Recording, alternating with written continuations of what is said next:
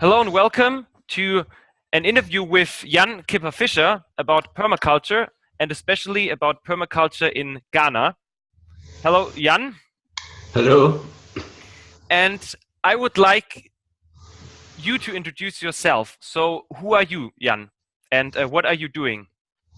Yeah, my name is Jan Fischer, nickname Kipper. All my friends call me so. Yeah, I'm 54 years old, and since now a lot of years working for SONED. It's Southern Networks for Environment and Development in Berlin. We are a small NGO working in the field of development cooperation and especially using the approach of permaculture. Yeah, my main activities are this kind of networking and trying to bring together the people of development, work and policy and permaculture network. Yeah.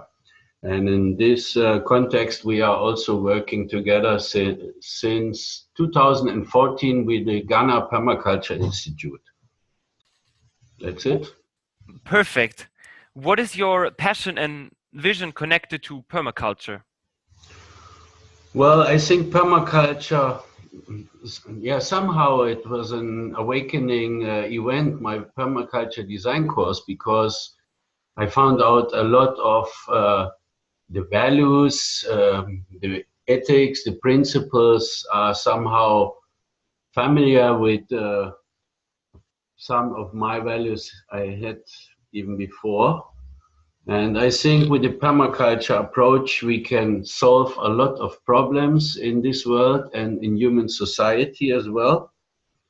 And especially in Africa, I feel it's a good approach for development of neglected rural areas. So, is permaculture a way to help degraded areas to flourish again and to give people hope in areas where the land, where the soil is not as good right now? Yes, of course. Yeah, I mean, I have seen throughout my travels and networking activities, I've seen a lot of permaculture projects which are really making a difference and which are showing that in most landscapes you can do something with permaculture. I mean, you can regenerate landscapes and well, I think beyond that, also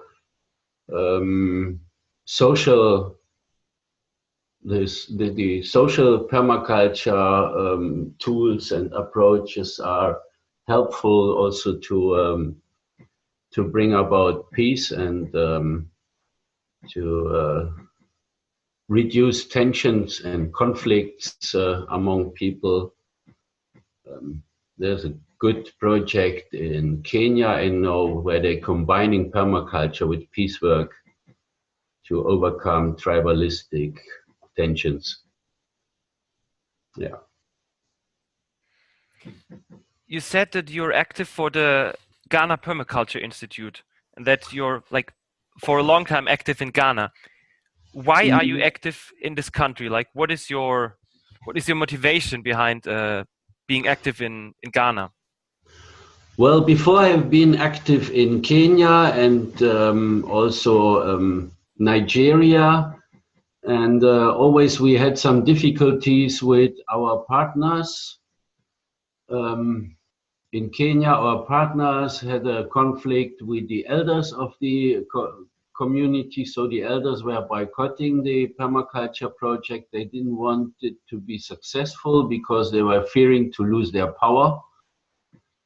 And in Nigeria, there was always, not always, but there were some conflicts among the team, and this made us also, made it impossible to move on. And when I told about my frustration to my friend John Croft from Australia, from whom I learned about the Dragon Dreaming concept, he said, you should meet Paul Jeboer from Ghana.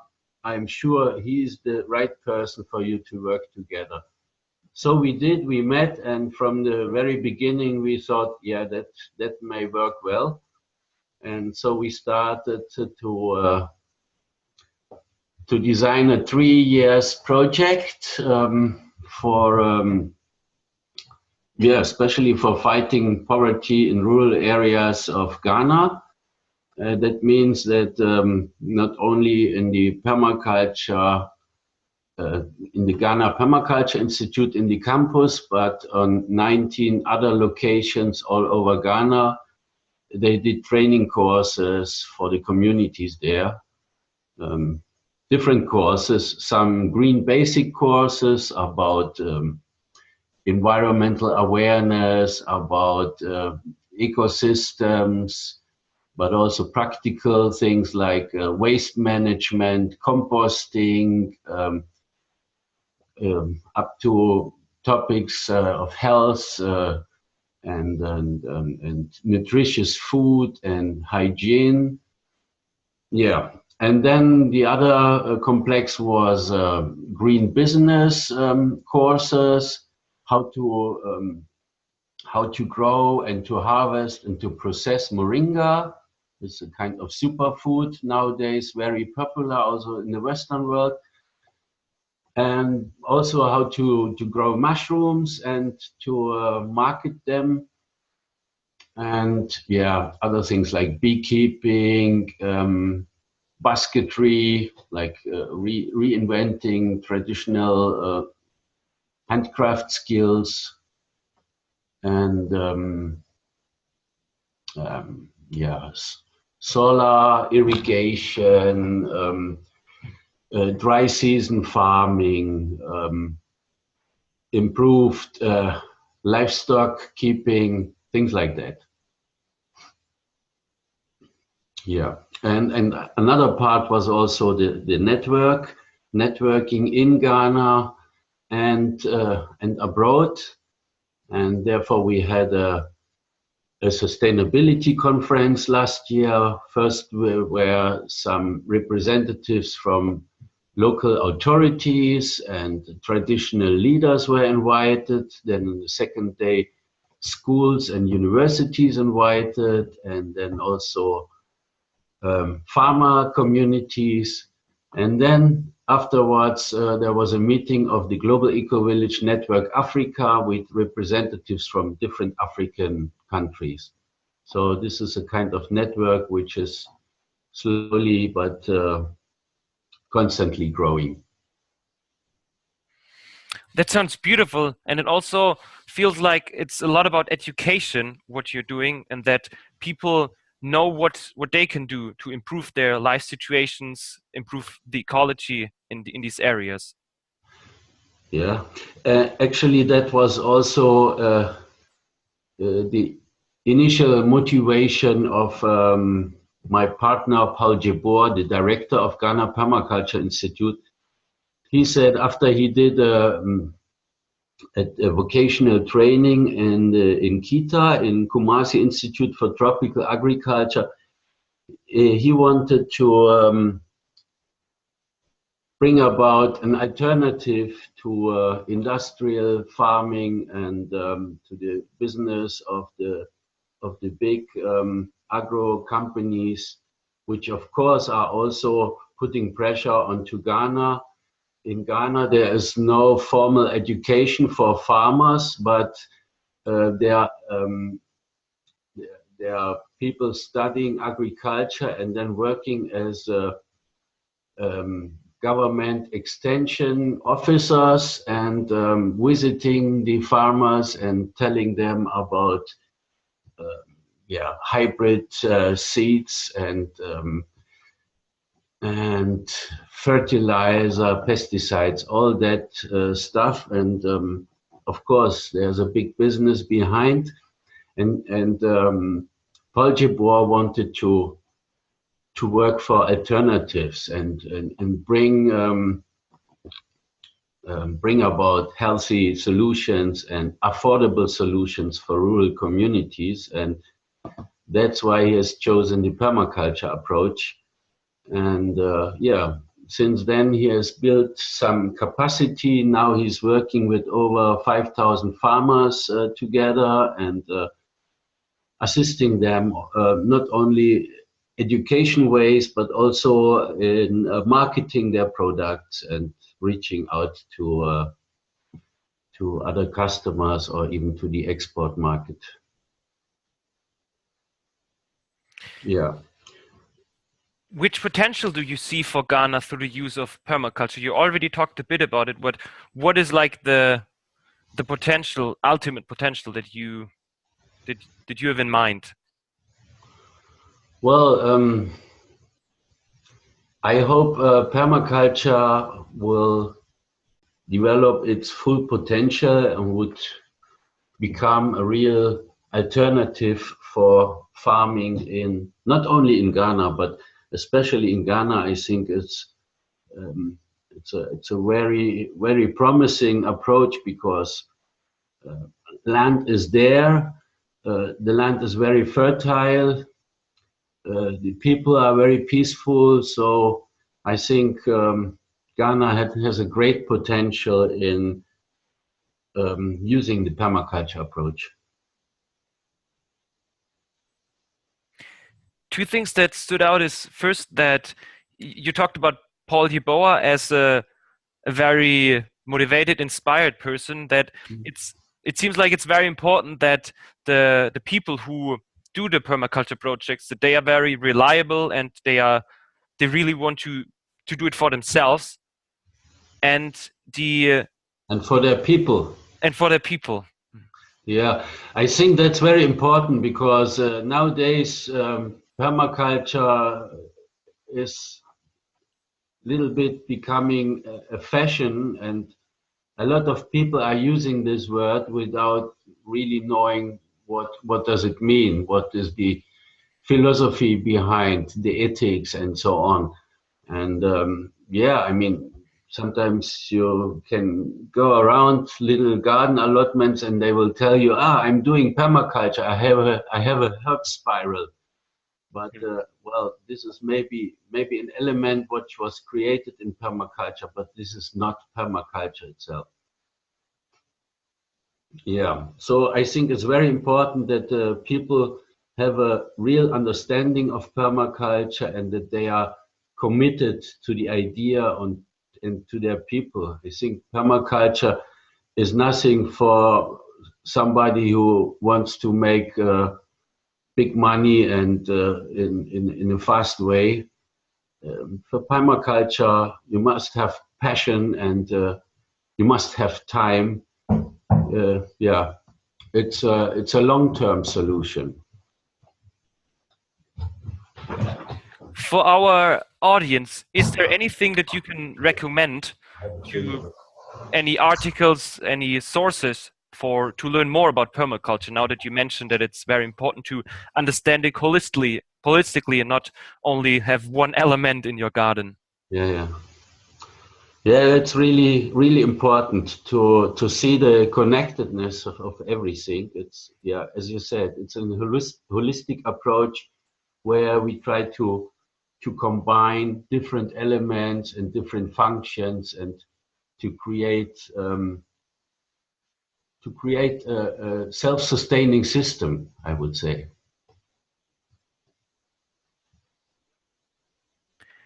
Wonderful. Permaculture is growing in Ghana. What are your ideas to establish it on a broader scale in Ghana? Well, we are working now on a follow-up project where we want to build on the experience of the existing project, and as we have established in this project the campus of the Ghana Permaculture Institute near Techiman, where a lot of people can receive education, can participate in courses, but also in their daily work. And this kind of learning centers we want to replicate and to build 5 other learning centers in Ghana. And that's the next project step. And in future, we want to broaden this network and to extend to the neighboring countries as well. But of course, we are a small NGO. Our resources are limited. We can't do everything at once. Mm-hmm. Speaking about your experiences in Ghana with permaculture, what have been like the difficult things, the challenges that you were faced in your project? Well, of course, it's sometimes challenging to have such a far distance to our partners, not being able to meet regularly, but only using technology, email, and sometimes also a Skype conference to sort out things. Misunderstandings can come along if you are only communicating by email. So sometimes we have a different idea how a report should look like or how a receipt should look like. But all these are minor problems because, the partnership is strong and we are, it's a reliable connection. So all the minor problems are, solvable. Yeah. Another challenge is that, it's a lot of work, and sometimes,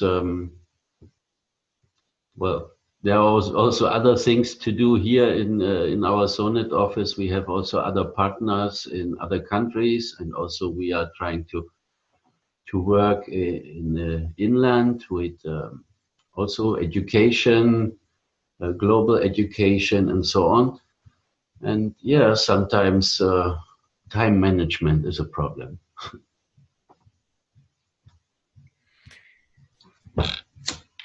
You mentioned earlier that it takes time for permaculture to establish itself. Yeah. Would you say in this period of time where we are living, like very fast paced, like you need solutions right away, that the mentality of people could be a challenge or a problem, that it takes some time until you have product or until permaculture is really thriving? Well, yes, that's always a problem to introduce new approaches.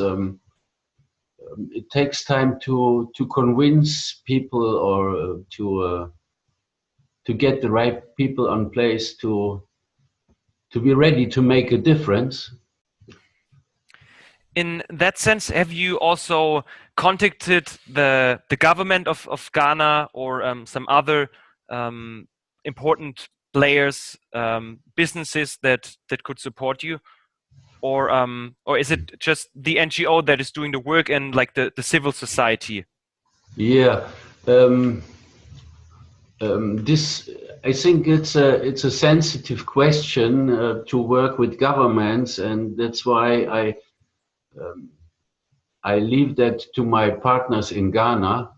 I don't want to interfere their relations with the government because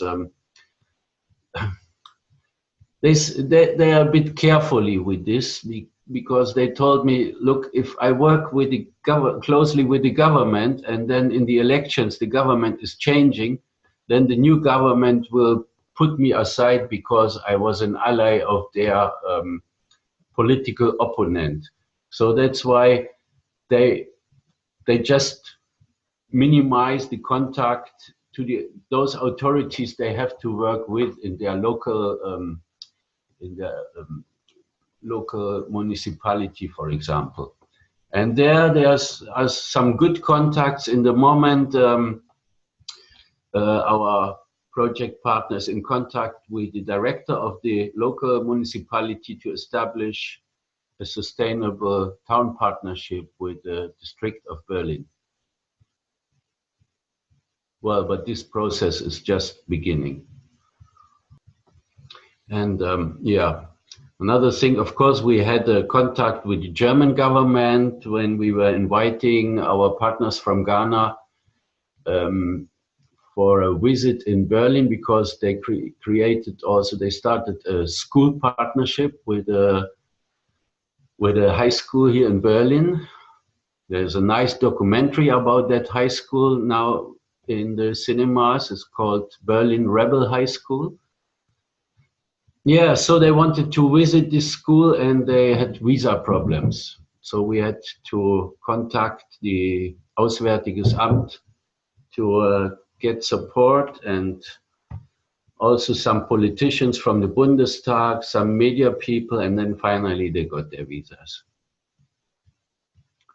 So yeah, sometimes you have to deal with the government.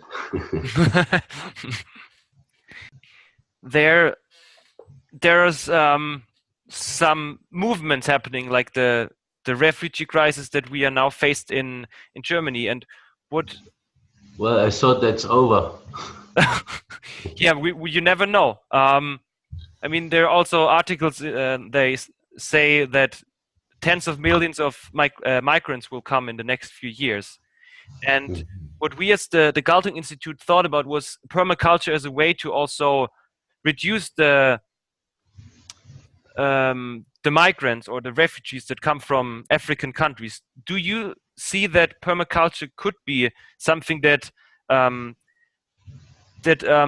helps people to stay in their city, to stay in their local area, and to not go abroad to look for the paradise somewhere else? Well, I think to focus on that, it's quite a conservative approach, which I don't really like. But on the other hand, people are not leaving their home place if there is no need for it.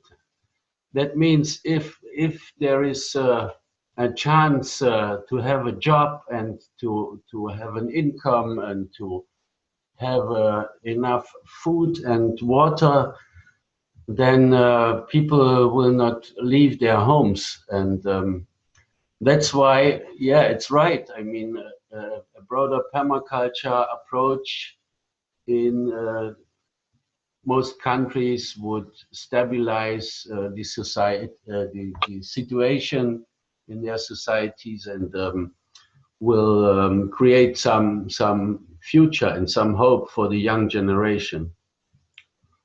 And then, of course, they will not look for a paradise outside of their home country. In that aspect, like permaculture giving people something and improving their life situation, what have the people that you are in contact with in Ghana, or that are doing permaculture or benefit from permaculture, what do they say? Like, what is their experience? Like, what do you get from them when you're talking to them?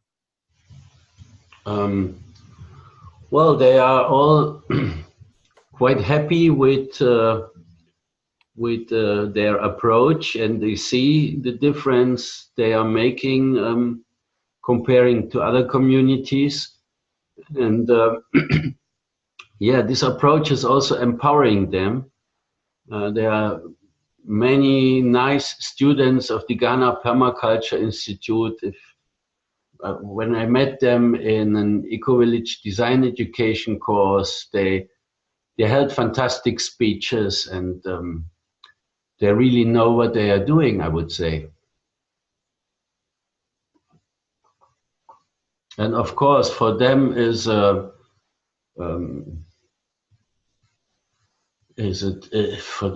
no question to stay in their country and to work for their community, for their people. They don't have in mind to look for a better life abroad. That sounds very hopeful for the people who are benefiting from permaculture. Yeah. Now, one question about how to finance your projects and the permaculture in Ghana. How can a successful fundraising look like? Well, what we are doing is writing applications, proposals to funding institutions. There's like the government funding institution BMZ, Bundesministerium für wirtschaftliche Zusammenarbeit und Entwicklung. There we get the main part of the funding, like 75% of the budget. And for the rest, there are some foundations where we also apply for co-financing. And of course, at least 10% has to come from our donors. I mean, this so-called own contribution of the NGO, which we try to get through private donors. We have a Better Place crowdfunding page where from time to time people are donating something. But yeah, it's not easy to always to get donors. Why do you think should people support fundraising projects or permaculture projects in Ghana? Yeah, I think because it's a really good investment they can do with their money in terms of results. I think the permaculture concept is working quite well at least in Ghana and in the Ghana Permaculture Institute. And of course, through our fundraising, through our applications to funding institutions, we can guarantee that each donation gets multiplied by 10. Like for every 10 euros, we get 90 euros from other funding institutions. Wonderful. So at the end of our interview, I would like to ask you, what do you see in the future, like the permaculture in Ghana? What would you like to experience in the next few years? Well, a constant growth of the permaculture movement, also connecting with other neighboring movements like deep ecology or the global eco-village network, or yeah, there are a lot of interesting activities which are somehow also related to permaculture, and so I think that should be also an aim to form greater alliances with other partners who are like-minded, and therefore to get a stronger voice in in terms of public relations and maybe even policy making. So it's really about the network aspect that comes through also in SONED, the networks. Yeah. Yeah, I think that's an important part to make permaculture more visible and to reach out to other people. Perfect. Then thank you very much, Jan Kipper Fischer, for this very interesting interview. Yeah, and if people want to get hold of you, what's the best way to do so? Well, they can visit our website, soned.de, or well, the Better Place crowdfunding platform is also interesting, but that's a longer address. Yeah, I will add them all to the video. That's perfectly fine. Yeah, that's good. Yep. Okay. Then thank you very much to the audience for listening to this interview with Jan Kipper Fischer, and have a good day. Thank you.